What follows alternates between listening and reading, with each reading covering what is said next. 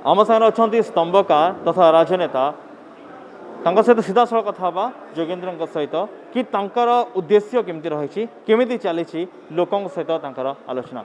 बहुत बहुत शुक्रिया, आपने अपना कीमती वक्त हमें दिया। जोगेंद्र जी, अगर बात की जाए अभी के बारे में कि ये आज का दौर नहीं है, बहुत सालों से आंदोलन चला आ रहा है, किसान आंदोलन हो रहा है, अलग अलग मकसद में आंदोलन हो रहा है। और अभी तो करीबन आपको पता ही है दिल्ली में जैसे आंदोलन चल रहा है, किसान आंदोलन वो हो ही रहा है, लेकिन सब जैसे चुप है। लग नहीं रहा कि अभी वक्त है, सुनने का वक्त आ चुका है, अभी तो सुन लो। आंदोलन लोकतंत्र का प्राण है। जैसे पानी कभी रुक नहीं सकता, रुकता है तो सड़ जाता है, उसी तरह से लोकतंत्र रुकता नहीं है। आंदोलन का मतलब गति, आंदोलन का मतलब हिलना। ये जो किसान आंदोलन है, इसने पिछले 75 वर्ष में पहली बार किसान का आत्मसम्मान वापस जगाया है। इसने किसान को उसकी राजनीतिक ताकत का एहसास करवाया है और किसानों में एक अभूतपूर्व ऐतिहासिक एकता स्थापित की है। लेकिन सरकार आज भी सुनने को तैयार नहीं। इसलिए नहीं कि सरकार को पता नहीं है, इन्हें पूरी तरह पता है, लेकिन प्रधानमंत्री का व्यक्तिगत अहंकार रास्ते में है। प्रधानमंत्री सोचते हैं अगर मैंने इनकी मान ली तो लोग सोचेंगे मोदी पीछे हट सकता है, ऐसे कर दूंगा तो लोग तो मेरा महत्व नहीं समझेंगे। तो एक व्यक्ति का अहंकार आज करोड़ों लोगों के कल्याण के मार्ग में खड़ा है। इसलिए आज ज़रूरत है कि प्रधानमंत्री खुद नरेंद्र मोदी से बातचीत करें और कहें कि भाई इतना अहंकार क्यों रख रहे हो, करोड़ों लोगों के दुख सुख की बात है, तुम क्यों नहीं मान सकते। लगता है कि आपको समाधान हो सकता है, क्योंकि जैसे कि आंदोलन दिन ब दिन चलता जा रहा है, वैसे कोई ग्रीन सिग्नल नहीं मिल रहा है कि हाँ सरकार सोच रही है या चाह रही है इसका मसला कोई निकले। ग्रीन सिग्नल किसानों की तरफ से तो पूरा है। हमने कहा है हम हमेशा बातचीत के लिए तैयार हैं।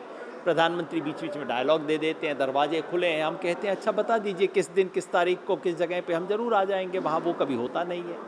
किसानों का मन भी खुला है, हम कहते हैं कि हम खुले मन से बातचीत करने को तैयार हैं, लेकिन सरकार बातचीत करने को तैयार नहीं। पहले 11 बार बातचीत का नाटक हुआ, उसके बाद तो वो नाटक भी बंद हो गया है, क्योंकि सरकार सुनने को तैयार नहीं। सरकार आज भी वही बातें दोहरा रही है, मुझे पता है तुम्हारे हित में क्या है। अरे भाई, ये बात बच्चे को कही जाती है, बड़े इंसान को नहीं कही जाती। ये बात अंग्रेज़ लोग थे, भारतीयों को कहते थे, हमारे बिना तुम्हारा काम नहीं चलेगा, तुम्हें नहीं पता ये कानून तुम्हारे लिए कितने अच्छे हैं। और अंग्रेज़ दूसरा काम किया करते थे, फूट डालो और राज करो। यही काम ये सत्ता कर रही है, तो बिल्कुल अंग्रेज़ों वाले काम कर रही है। लेकिन अब किसान समझ गए हैं। लेकिन किसान जब समझे उसी दौरान उसकी मौत हो रही है। अगर हम लखीमपुर के बारे में कहें, जैसी घटना घटी है, ये तो एक शर्मनाक घटना है।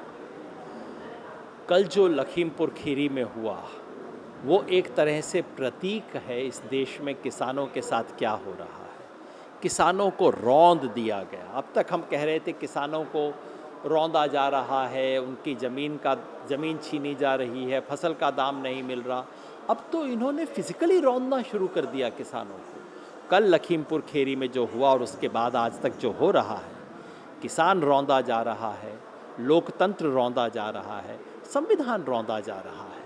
क्या कहते हैं, हत्या हो गई किसानों की, उसके बाद कहते हैं किसान दोषी है। तमाम इनका पूरा आईटी सेल लगा हुआ है प्रचार करने में। सच कैसे सामने आएगा जब कोई वहाँ जाएगा, लेकिन किसी को जाने की परमिशन नहीं है। अखिलेश यादव गिरफ्तार, प्रियंका गांधी गिरफ्तार, उत्तराखंड का, ये छत्तीसगढ़ का मुख्यमंत्री, पंजाब के मुख्यमंत्री का हेलीकॉप्टर है, हवाई जहाज़ लैंड नहीं कर सकता उत्तर प्रदेश में। ये देश है या क्या उत्तर प्रदेश में जाने के लिए पासपोर्ट और वीज़ा की ज़रूरत होगी अब? जिसका मतलब है कुछ छुपाने को है, जिसका मतलब है सरकार को समय चाहिए कुछ एविडेंस को धोने के लिए, एविडेंस को ख़त्म करने के लिए, जिसका मतलब है कि सरकार लोकतंत्र में विश्वास नहीं करती।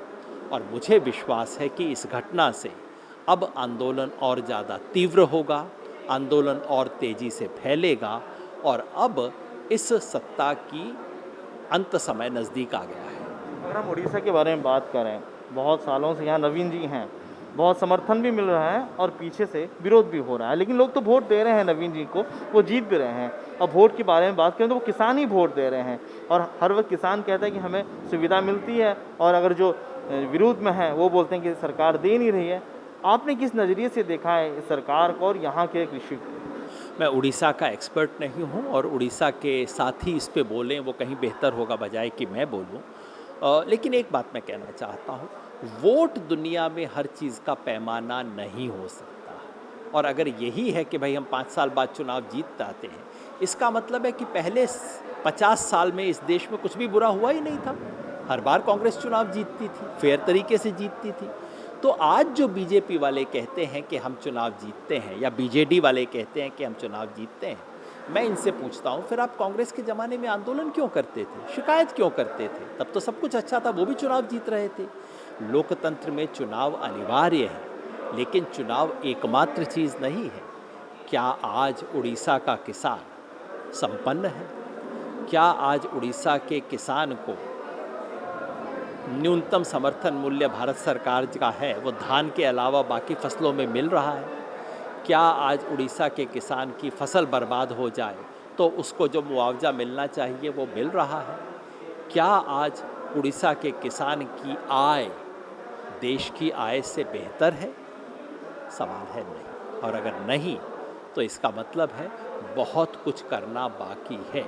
केवल चुनाव जीतने का मतलब ये नहीं होता कि सब कुछ ठीक ठाक है। जैसे कि आप आंदोलन की बात कर रहे हैं, किसान आंदोलन की बात कर रहे हैं, एक आंदोलन ऐसा आया था जब सारा भारत में एक कंपन हो रही थी इंडियन अगेंस्ट करप्शन, जिसमें आप भी एक बड़े रोल में थे, बड़े भूमिका में थे। लोग आपको जान रहे थे, अन्ना हजारी को भी देख रहे थे, आपको देख रहे थे, सबको देख रहे, केजरीवाल जी को भी देख रहे थे। और आपने तो चुनाव भी लड़ा वहाँ पर आम आदमी पार्टी में। कैसे आईएसी आम आदमी पार्टी बनी, फिर आप वहाँ चुनाव लड़े, फिर आपने वो छोड़ा, मतभेद हुआ, बहुत कुछ हुआ। इस पहलू को देखा जाए तो लग रहा है कि जब ऐसी कोई आंदोलन होती है, एक मकसद में होती है, लेकिन वो भटक जाता है। हर आंदोलन की अपनी यात्रा होती है और दुनिया की कोई यात्रा ऐसी नहीं होती जिसमें भटकन ना हो। आप तीर्थ यात्रा पे जाएं, वहाँ भी भटकन होती है, सब यात्राओं में भटकन भी होती है। इसका मतलब ये नहीं कि घर से बाहर नहीं निकलना चाहिए, यात्रा नहीं करनी चाहिए। हर भटकाव से आप सीखते हैं, आगे बढ़ते हैं। आंदोलनों में भटकाव होता है, पार्टियों में भटकाव होता है, नेताओं में भटकाव होता है, परिवारों में भटकाव होता है। सवाल है कि आपने पिछली गलती से सीखा और आप आगे बढ़े या नहीं बढ़े। ये आंदोलन, किसान आंदोलन ने पिछले किसान आंदोलनों की गलतियों से सीखा है, देश के पिछले आंदोलन की कमज़ोरियों से सीखा है। और मैं विश्वास से कह सकता हूँ कि ये आंदोलन टीवी के पर्दे पर भले ही उतना बड़ा आंदोलन न दिखाई दे जितना अन्ना आंदोलन दिखता था कुछ दिनों के लिए, लेकिन अपने व्यापकता में, अपनी तीव्रता में और अपनी गहराई में ये आंदोलन अन्ना आंदोलन से कहीं बड़ा आंदोलन है। आप भी भटक गए थे योगेंद्र जी उस आंदोलन के बाद, जैसी घटना घटी लगा कि आप भी भटक गए हैं, सही मार्ग पे नहीं जा पाए। इसलिए जैसे कि आपने संवाद में भी लिखा है कि वो एक ऐतिहासिक गलती थी। भटकन ये नहीं थी कि अन्ना आंदोलन के बाद पार्टी बनी, पार्टी बननी चाहिए थी। भटकन ये नहीं थी कि उस आंदोलन ने कांग्रेस का पर्दाफाश किया, जैसा कांग्रेसी आजकल कहते हैं, अरे अरे आप पर्दाफाश ना करते तो सब ठीक था। नहीं, सब ठीक नहीं था। भ्रष्टाचार का पर्दाफाश किया, बिल्कुल सही किया। गलती ये थी कि एक बार वैकल्पिक पार्टी बनाने के बाद, कांग्रेस का पर्दाफाश करने के बाद, राजनीतिक पार्टी बनाने के बाद वो पार्टी उतना उस तरह का विकल्प नहीं दे पाई जो उसे देना चाहिए था। वो पार्टी अपने रास्ते से विचलित हुई और जब विचलित हुई, फिसल रही थी, तब मेरे जैसे लोगों को जो पहले दिन रोकना चाहिए था वो हम नहीं रोक पाए। इसकी गलती हम मानते हैं। लेकिन जिस दिन हमें पता लगा कि फिसलन हुई है, उस दिन उस पार्टी की सत्ता के शीर्ष पे हमने उसे छोड़ा। जब तमाम ऑफ़र, राज्यसभा और सब हमारी जेब में ऑफ़र थे, हमने कहा नहीं। जब सब लोग उस पार्टी की तरफ भाग रहे थे, तब हमने कहा गलत है, छोड़ेंगे। तो फिसलन शुरू होते वक्त हम पता नहीं कर पाए, इसका मुझे अफसोस है।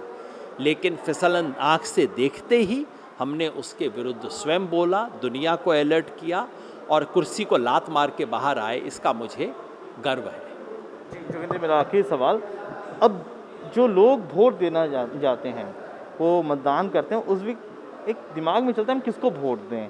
एक पार्टी को दें या एक इंसान को दें या मकसद को दें।